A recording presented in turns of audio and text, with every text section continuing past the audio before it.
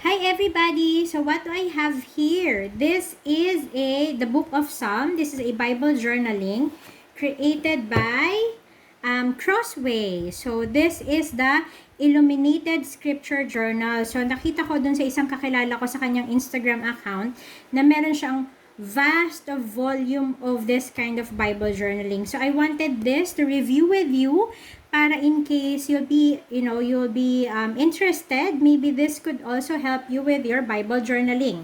So, what is this? Ano yung mga features niya? So, ESV yung Bible version nitong Bible journaling na to. Meron siyang lightly dotted grid on blank pages opposite each page of the Bible text. So, kada isang page ng Bible text, yung kabila naman niya, blanco. Gold ink illustrations interspersed throughout. So, tingnan natin kung meron nga.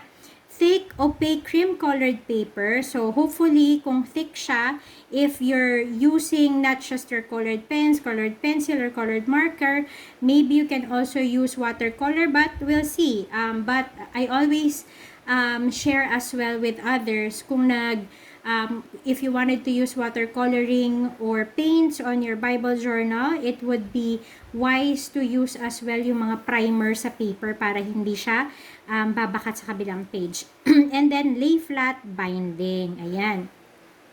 How to use this journal? Of course, you can use this to record your prayers while you read through God's Word. Copy scripture. So, dati tinuro ko rin sa inyo, if you wanted to memorize your scriptures, you can write them again and again. You can write it as how you understood the verse.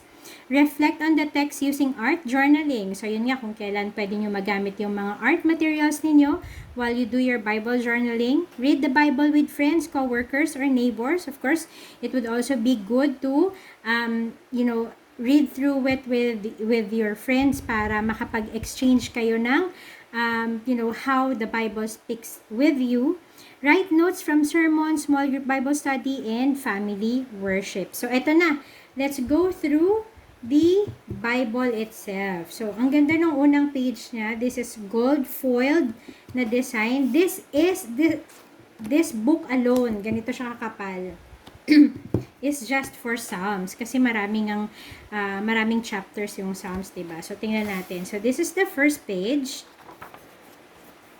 And then, you have, the usual publishing information, yung preface, and then the thank you notes from the publisher. Ito na yung start of the blank page, and ito yung Psalm, yung first chapter ng Psalm. So Psalm 1, and then sabi niya dito, so hindi ko alam kung nakikita niya siya, pero meron siyang mga super light na dotted dots dito. So, parang dotted line siya, ganyan. Pero super light lang talaga siya. And then you have chapter 2. Let's see kung ito nga ba yung gold na sinasabi niya. But somehow, iba yung color nung text ng chapter number and as well as yung title nung chapter. Iba rin yung color niya to the overall text. So, ito black. This is somewhat, I don't know, parang copper or gold, something like that. Pero, hindi siya foiled. Let's see. So, usually, ang makikita nyo dito, ito yung Bible verse, tapos blank lagi sa kabila. Let's find kung yung katulad ng mga sinabi niya na meron siyang mga gold. Okay. So, ito.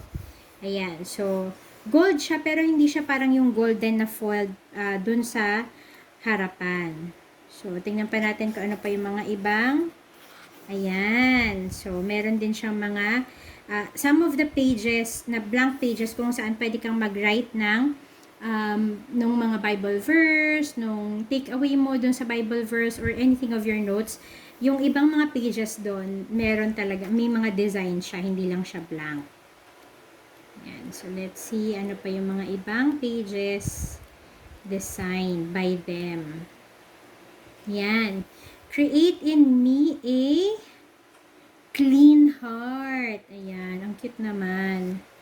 Alam ko yung iba dito parang pwede mong kulayan. Oh, like this one. I like this. This is full page. God is our refuge and strength, a very present help in trouble. Psalm 46 verse 1. Ayan. Ay, ang ganda nito. So, ito nga yung sinasabi niya na gold yung mga ibang designs niya. Ayan.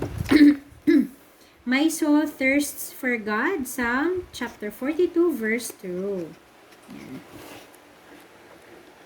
Okay, let's see. Ayan, meron pa dito. Be still before the Lord. Psalm 37:7. So, mukhang marami naman siya mga pages kung saan may mga design siya.